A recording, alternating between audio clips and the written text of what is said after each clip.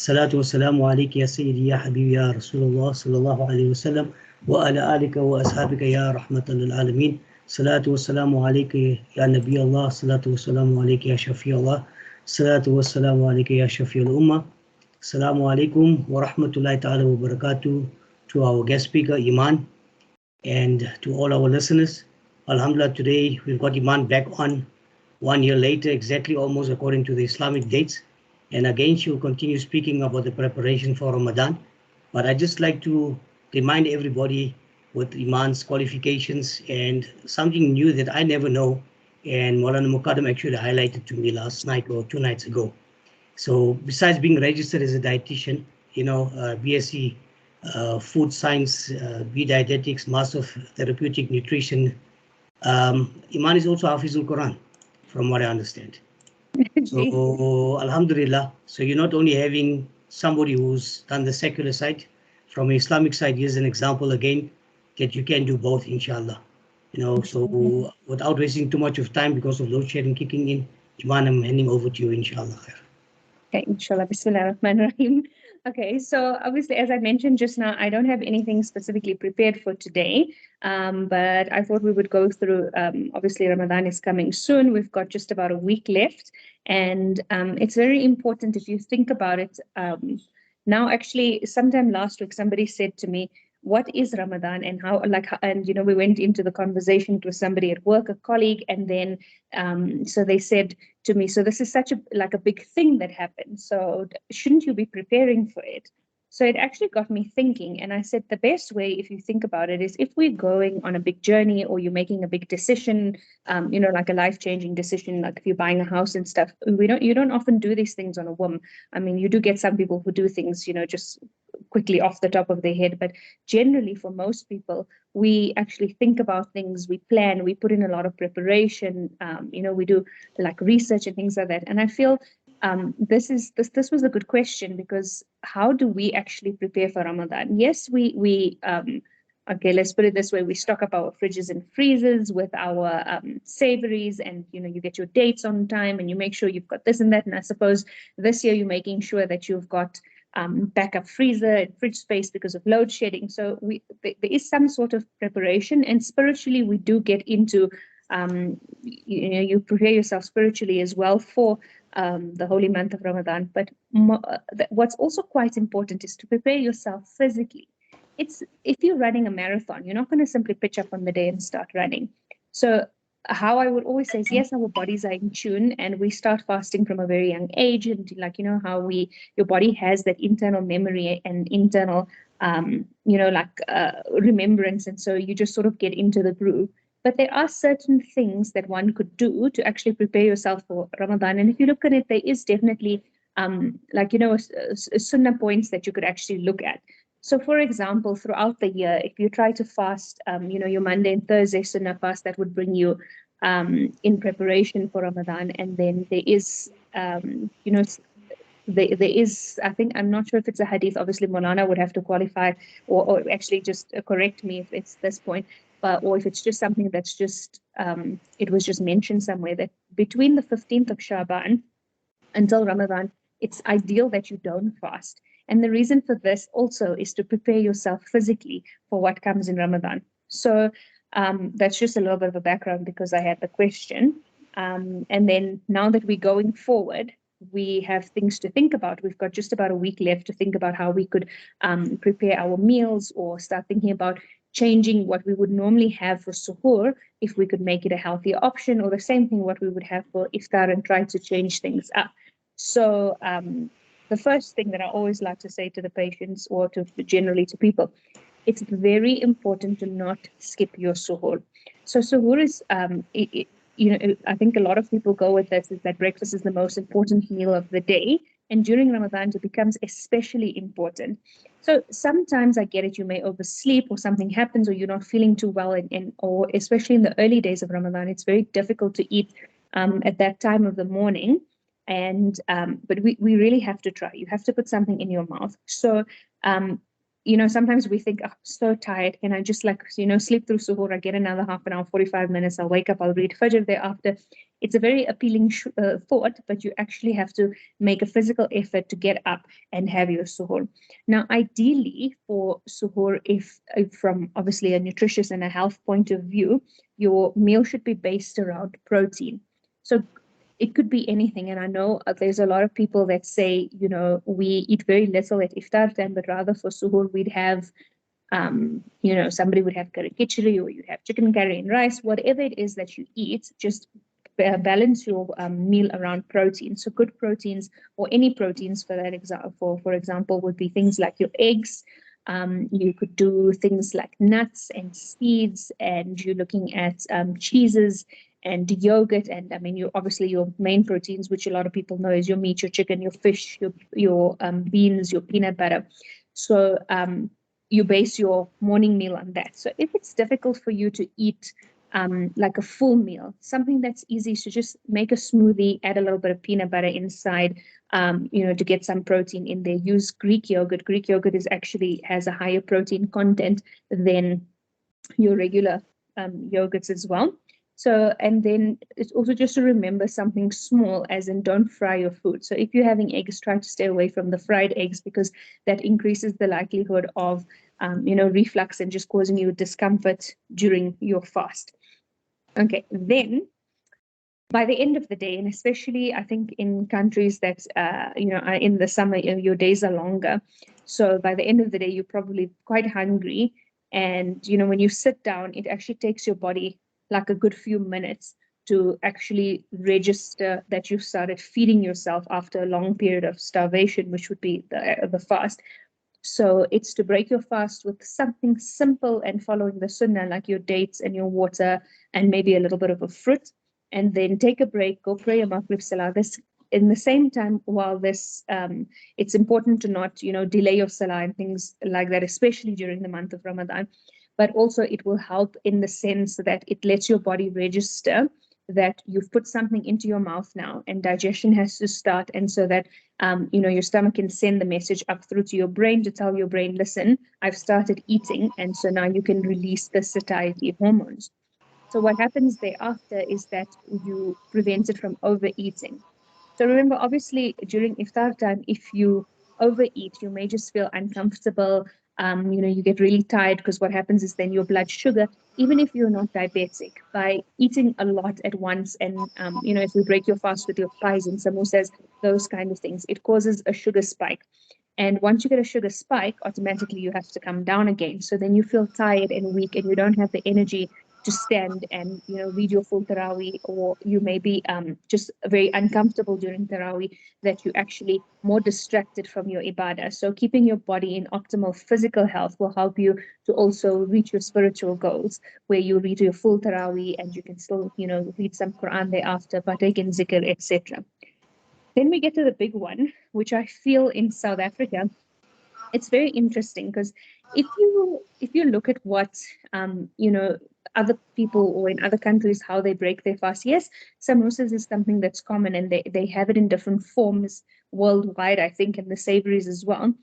But I feel like our table, our savories and our milkshakes and desserts becomes the tablecloth, in the sense that the table is pretty much covered with these kind of things, rather, and then, like, you know, there somewhere in the corner you have a little bit of fruit, if any, on the table, and we take out the fizzy drinks, and, you know, everything that's basically high in sugar, very fatty because it's deep fried. If it's your samosas, it's high in salt. If it's you know, like your savory or your quick prepared things, especially things that you don't make at home, and very sugary items.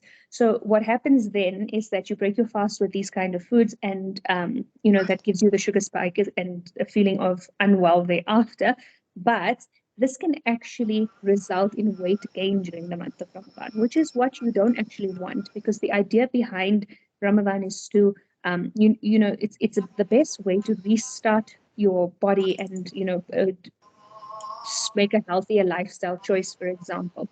So it's, again, I say this is the ideal time when your body is used to not eating, to start the very simple practice of 1/3 food in your belly, 1/3 water, and leaving 1/3 for air. And obviously, when you eat these highly refined stuff, then you get a lot of bloating and gas, and you just feel uncomfortable. So I know it's tradition, and often we eat with all our extended families here and there, and these are things that I'm not saying you have to remove entirely from your table during Ramadan, but even try something small like alternating your days. So, for example, you say, okay, today we're going to have pies and samosas, and we'll make the faluda or the milkshake, and then we'll just have a light salad thereafter for those that are, still hungry. And then on the next day, you skip the savories entirely and the milkshake, and you go straight to having, after your dates and water, you can have a bit of a fruit platter or a salad again, and you have a meal. Because what we tend to do is that we have what pre-starter, which would then be your dates and water, and then you have your starter, which is your savories, and then you have like another starter, which is then your halim or your soup, and then you would then go on to your main meal, and then you have a dessert. So if you think about it, we're actually eating 7 and 8 course meals every single day during the month of Ramadan, which not only takes away the essence of what the fasting is about, but also it's more unhealthy habits than what we actually been practicing throughout the year. So it's just something to think about. So I know with us in our home, my kids, the most exciting part of Ramadan, I think for them, is the samosas. So we generally alternate days. So I tell them today we'll have savories and hadim today, and tomorrow there's no soup. It's just dates and water. We read Maghrib Salah, and then we have a meal thereafter. So that seems to go a little bit better. And I mean, ideally it would be to remove all the unhealthy things from your table. But it becomes difficult, especially when there are kids in the house, because you want them to be excited as well about the month of Ramadan. Which again brings me to something that somebody mentioned to me the other day, is that we see very often how the West puts so much emphasis on, for example, Christmas, and there's lots of decorations and lights and preparing and gifts, and there's signs put up everywhere, and this actually creates that whole Christmas atmosphere, which kids become so attracted to, because obviously with a young mind that's very intrigued as well, you do kind of things like that, it does excite you. So I was saying that in the same way, we should do those kind of things and encourage our kids from advance, even if it's not, you don't do it from a whole month in advance, just a week or two before. Get your kids excited, set up a little corner in the house and tell them that is their corner, like instill the love for Ramadan in their hearts. I think it was a lot simpler when I was younger. It's just that we just knew Ramadan is coming, you should fast. But now with my own children, I see that there's a lot of questions. Why do we fast? What do we need to do? But I get hungry. And if I'm hungry, then I need to eat. And then, I noticed a lot that there are certain kids that are, you find that the kids do not want, they have such a negative connotation, I feel, with Ramadan, because they feel like they're being starved. So in that sense, you could have like a reward for them, for every day. So I have, for example, a little drawer of 30 days for my kids, and I put just a little sweetie inside, and that if they finish their fast on the first day, they'll open the drawer and they find inside a little hadith, and as well as their sweetie or their reward for managing the fast during the day. And I mean, it's just to get them excited and things like that. So like I say, treats would be allowed in the house. Even you, for yourself, if you're an adult, you don't have to be a child to enjoy a treat, but try to avoid having it being done every single day. And I always say this is works outside of Ramadan as well. If you feel for a chocolate, rather have a small piece today instead of starving yourself, or like trying to ignore the craving and end up eating a slab or two within a couple of days, because your cravings become so strong. So that's also quite important to remember. And then I think the biggest thing is that, remember, with a long fast, and as well the days are quite hot at the moment, you do tend to dehydrate quite a lot. So it's very important to get in enough water at the time of suhoor and at the time of iftar, but also try to eat foods that are like, very high in water or rich in water content, which will help to like keep you hydrated. So for example, your bananas are very high in water, in like water content. Things like your melon is also a sunnah food. You could do, if you're having milk in your cereal or porridge, then it's a liquid, it also helps with that.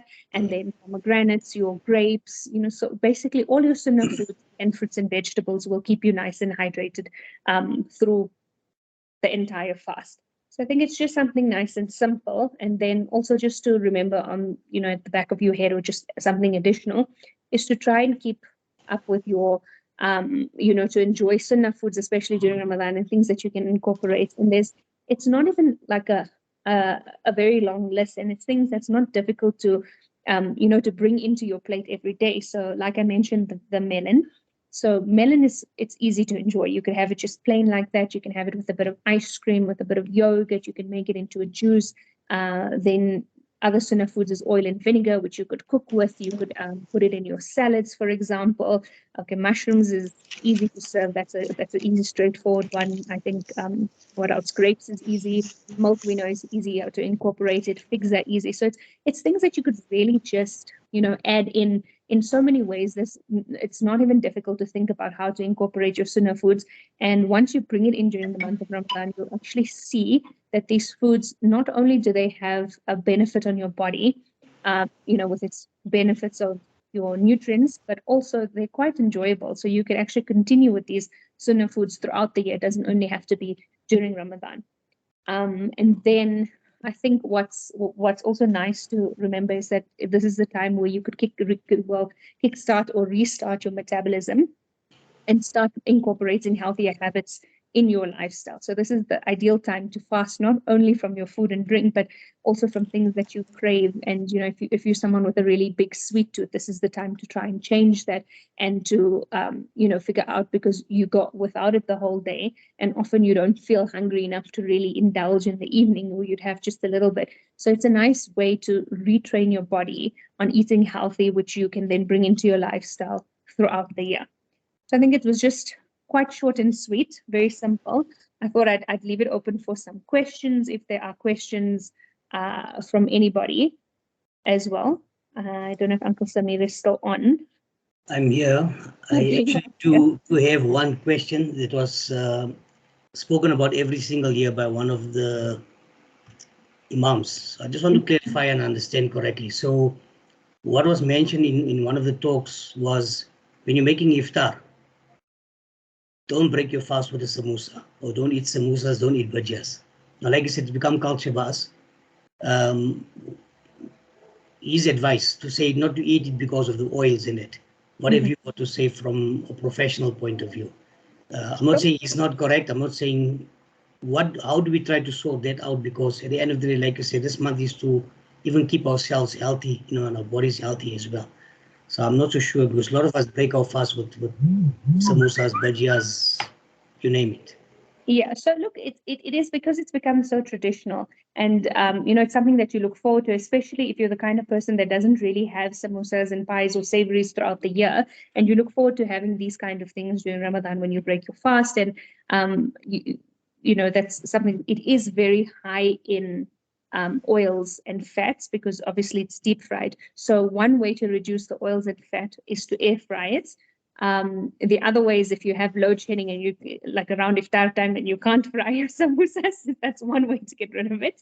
But also just eating a smaller quantity. So if you feel that you really need your samosa at the end of the day, if you're someone that used to eat 6 samosas when you break your fast, this year try to have 3 samosas. And then next year you bring it down to 1 samosa, and not to have like a whole platter of 6 or 7 different items on the table, but rather stick to then maybe 1 or 2 items. So it also reduces that one, because I feel like our eyes are often bigger than our stomach. So we look and we see there's samosas, pies, bhajiyas, pizzas, subs, whatever. You want one of each. And so you just grab it all and then you eat it all. But if there's less choices and you keep your table very simple, which is actually bringing it all the way back to a sunnah point of view, is that just keep it sweet and simple, and something very basic that just helps you to then control those kind of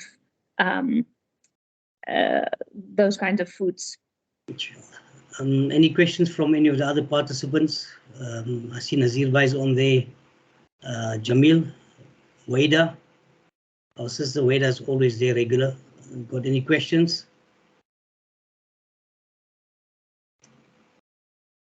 Okay, that doesn't look like anyone is going to ask a question here.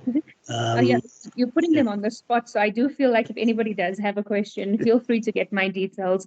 Pop me a WhatsApp if you don't want to phone me. Like I'm very easy like that. I also don't expect people to, book a whole consultation to ask one simple question. If it's something quick and easy, or you just have some slight concern, we can always just address it, in the short and sweet way of WhatsApp. Inshallah.